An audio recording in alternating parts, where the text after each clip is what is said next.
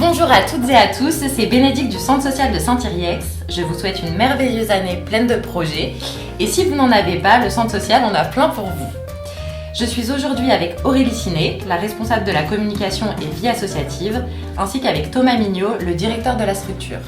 Bonjour Aurélie, bonjour Thomas. Bonjour Bénédicte. Bonne année. Bonne année, meilleurs vœux. Merci.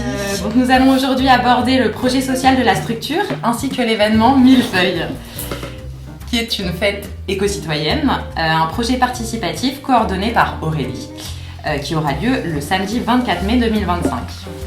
Et donc Thomas, est-ce que tu peux nous parler du lien entre le projet social de l'association et l'événement Millefeuille ? Oui Bénédicte, je peux. Donc pour vous parler rapidement du projet social, le développement durable est un axe du prochain projet social, donc Millefeuille s'inscrit dans cet axe. C'est une des actions du projet social que nous allons mener à partir de cette année. Normalement c'est 2026, mais là on commence en 2025. On avait acté les choses lors du dernier diagnostic local d'accompagnement. Millefeuille, c'est le point d'orgue de l'axe de développement durable. C'est la fête éco-citoyenne qui va venir célébrer toutes les actions que l'on fait en cours d'année sur le développement durable et qui sont chapeautées par Aurélie, qui va vous présenter tout ça, notamment la fête éco-citoyenne Millefeuille, dans le détail. Merci beaucoup. Du coup Aurélie, est-ce que tu peux nous expliquer ce qu'est une fête éco-citoyenne et quel est l'objectif de cette organisation ? Donc oui, Millefeuille, c'est une fête éco-citoyenne. Donc éco-citoyenne, qu'est-ce que ça veut dire ? Donc être éco-citoyen, c'est se sentir concerné par le respect et la préservation de l'environnement et agir en conséquence dans sa vie quotidienne. Donc nous, on a voulu vraiment travailler Millefeuille de manière participative et en faire un projet collectif. Donc le co-construire avec les bénévoles et les associations autour de la thématique du développement durable. Donc c'était vraiment pour nous l'occasion de mobiliser les entreprises, les commerces locaux, la municipalité, les écoles, les associations locales et aussi les salariés du centre social sur un projet commun et pouvoir tisser les liens donc, avec les différents acteurs du territoire et aussi pouvoir enrichir notre réseau pour les projets à venir, parce que Millefeuille est donc le point de départ de tous nos projets en lien avec le développement durable. D'accord. Donc les objectifs, ils sont en premier lieu de sensibiliser sur la préservation de la biodiversité et les enjeux écologiques, et de façon ludique. Donc on voudrait encourager les initiatives éco-responsables et informer sur une consommation durable et sur les alternatives possibles. Donner aux participants les clés, des moyens, des idées, des astuces pour changer leurs habitudes au quotidien. Voilà. Okay. Ce que j'ai pas dit aussi, c'est que Millefeuille, c'est une fête qui est gratuite et qui est ouverte à tous et à toutes. Donc ça, c'est très important de le souligner. Voilà, donc c'est accessible à tout le monde. D'accord, très bien. Ensuite, on a voulu proposer un événement qui soit vraiment festif, culturel et artistique. Donc ça nous permet de montrer que la préservation de l'environnement elle est à portée de tous et toutes et de déculpabiliser aussi en rendant vraiment cette fête conviviale, amusante et de donner le côté positif en fait de l'écologie, du développement durable sans qu'il y ait côté tout le temps donneur de leçons, culpabilisant, tout etc. À fait. Voilà, et aussi c'est un événement qui est là pour promouvoir et soutenir l'économie circulaire. Donc vraiment soutenir les artisans, les artistes locaux et de montrer que les circuits courts, c'est vraiment ce vers quoi on doit aller. Donc ça c'est aussi un objectif qu'on s'est donné pour Millefeuille. En termes de partenariat, c'est une grosse plus-value parce que ça nous a permis de prendre contact avec plein d'entreprises et d'associations qui sont sur notre territoire mais avec lesquelles on ne travaillait pas auparavant. Ouais. Très bien. D'accord. Très bien, merci beaucoup. Donc Millefeuille aura lieu le samedi 24 mai 2025. Et peux-tu nous dire un petit peu ce qui va s'y passer ? Bien sûr. Donc on va commencer dès le matin, dès 10h. Donc les participants pourront venir se promener au plan d'eau de Saint-Yrieix, parce que c'est le lieu où ça va se passer, à côté de la base de voile. Et donc on va pouvoir se balader et aller faire un petit tour au marché, donc, pour découvrir les producteurs et les artisans locaux. Donc la spécificité de ce marché, donc ce sera un petit marché, c'est qu'on va retrouver des exposants vraiment locaux, donc du coin, notamment de Saint-Yrieix. On va pouvoir y retrouver par exemple le rucher de Saint-Yrieix avec de la vente de miel, mais on pourra y retrouver aussi de la littérature, du bien-être, de la lithothérapie, de la céramique, du textile, des jeux. Et la map de Saint-Yrieix, produits bio du jardin, voilà, qui s'appelle les Jardins de Maya. Ok. Voilà. Ensuite, on va avoir toute une zone dédiée, on va dire, à la détente, à la famille, qui va être très conviviale, qu'on a appelé le village chez Dédé. Parce qu'il faut savoir que Dédé, ça va être la mascotte, on va dire, de la journée.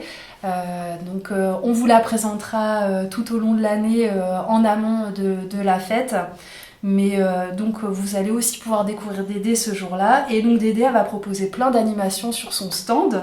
Et pourquoi Dédé ? Alors, elle s'appelle Dédé, c'est une femme.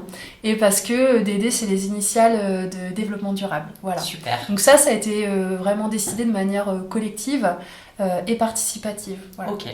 Tous les choix qui sont faits pour cet événement sont faits de manière collective. Très bien. Voilà. Donc chez Dédé, on va pouvoir retrouver la ludothèque, la médiathèque, avec des histoires sur le thème aussi du développement durable. On va avoir un atelier éthique et numérique, on va avoir un atelier recyclage textile et carton. On aura la présence de l'entreprise Bikemaster qui va nous proposer de la réparation de vélos. On aura aussi la présence de 2 écoles. On va avoir l'Institut de Charles de Richemont qui nous proposera des ateliers sur les produits d'hygiène et produits ménagers. Et le lycée Jean Rostand en partenariat avec la ludothèque qui proposera aussi des animations autour de jeux créés à partir de récupération, choses comme ça. D'accord. Et donc l'association phare en fait de cet espace, c'est la Fabrique écologique, avec qui on va mener un travail en amont aussi de la fête, qui va être là donc le jour J pour proposer un atelier de fabrication d'instruments de musique à partir de recyclage, mais qui va aussi faire des ateliers tout au long de l'année au centre social avec les familles sur la création d'instruments qui vont, on va dire, être utilisés le jour J pour proposer un spectacle avec une autre association, en partenariat avec une autre association qui s'appelle l'INA. Et donc, voilà, on aura un super spectacle musical sur les percussions du monde. Oui, c'est là où le projet social prend tout son sens, puisque c'est un peu ce que je voulais expliquer au départ. La fête de Millefeuille, c'est le point d'orgue de toutes les actions qu'on met au cours de l'année, et là, c'est un exemple assez pertinent. Et le but, c'est qu'on refasse cet événement-là tous les ans, qu'on fasse des événements, des ateliers de mise en pratique tous les ans, qu'on propose ce jour-là tout ce qu'on a fait toute l'année en fait, Okay. Et qu'on le fasse de manière festive, ludique, etc. Voilà, de manière récurrente. Super. Alors pour poursuivre, parce qu'il n'y aura pas que ça, il va y avoir toute une zone dédiée à la sensibilisation, à la protection des écosystèmes et de façon ludique. Donc on l'a appelée la zone verte. Donc là on va avoir des animations proposées par l'association Les Compagnons du Végétal, les Jardins Respectueux, avec Mycélium qui va nous proposer un atelier autour des champignons. Nous aurons aussi un stand animé par le Grand Angoulême autour du tri des déchets. Et d'autres associations vont venir se greffer petit à petit parce qu'on est encore en phase de rencontre avec des associations. On doit rencontrer Potaged, l'association Régalade, mais pour l'instant on n'a pas programmé vraiment d'atelier avec eux, mais ça va venir.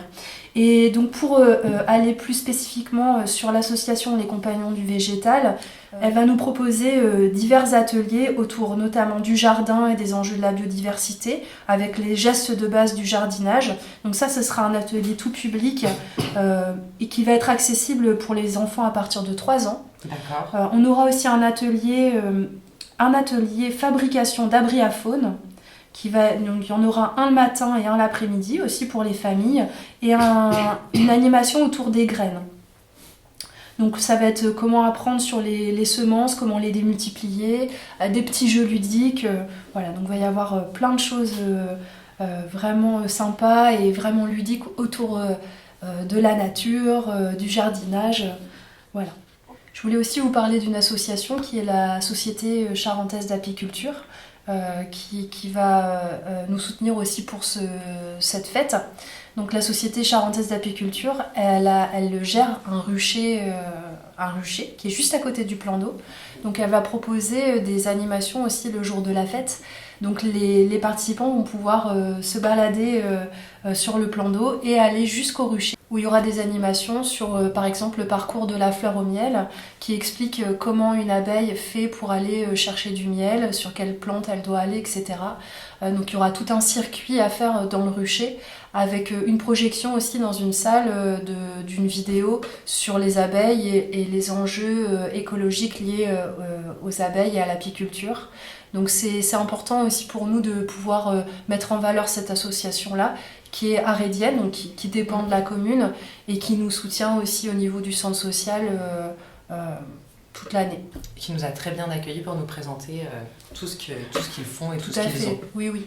Ok, très bien. Ben, c'est très complet. Oui. Et il y a encore des choses. Et il y a encore des choses, il y a plein de choses. On va avoir un coin vraiment dédié à l'art. D'accord. Donc là, on a plein d'artistes locaux qui vont être présents. Il y aura par exemple Aurélie Lassoutière, qui est une artiste reconnue et qui va pouvoir aussi présenter des créations qu'elle va préparer avec la section art plastique qu'elle mène au centre social. On aura l'artiste Animala Grillé qui fait de la sculpture, Orlane Navarre qui fait de la peinture. Nous aurons les créations à base de recyclage de Florence Brussy, les peintures de Marie-Sophie Renon, et nous aurons aussi les créations de Recyclard. Voilà. Et peut-être d'autres artistes à venir aussi. Super.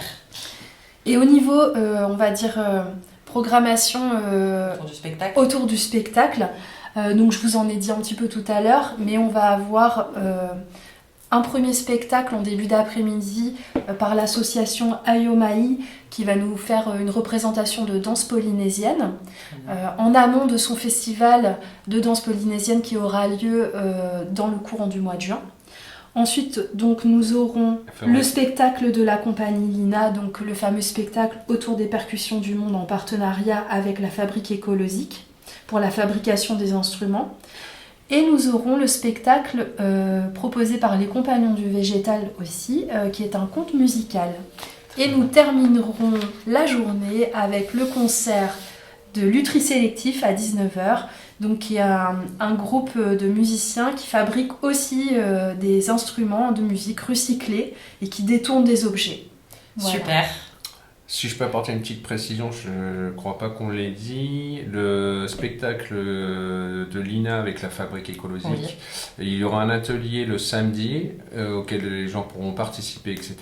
Et ils pourront aussi participer au spectacle le jour J à 2000 feuilles. D'accord, très bien. Ça sera ouvert, a priori ça devrait se passer comme ça, si je ne m'abuse. C'est ça, en fait, la Fabrique écologique va proposer 3 sessions d'ateliers les samedis au centre social pour créer des instruments de musique sur des ateliers famille. Et donc à la suite de ça, les instruments qui vont avoir été créés lors de ces ateliers-là vont être utilisés pour monter le spectacle avec l'association Lina. D'accord. Donc ça va être sur 2 samedis pour préparer le spectacle et après super. C'est parti quoi. Et donc bien évidemment on tiendra au courant les auditeurs et auditrices des dates à laquelle il y a les ateliers pour en vue du spectacle. Oui, tout à fait. Très bien. Est-ce que tu veux rajouter quelque chose ? Oui, alors je voulais rajouter que donc comme je vous l'ai dit avant, c'est une fête qui est complètement gratuite, aussi bien pour les participants, mais aussi pour les exposants. Donc c'est une manière pour nous de soutenir les artisans et les artistes locaux. Et donc pour cela, on a lancé une campagne de financement participatif pour nous permettre aussi d'avoir un soutien financier des citoyens.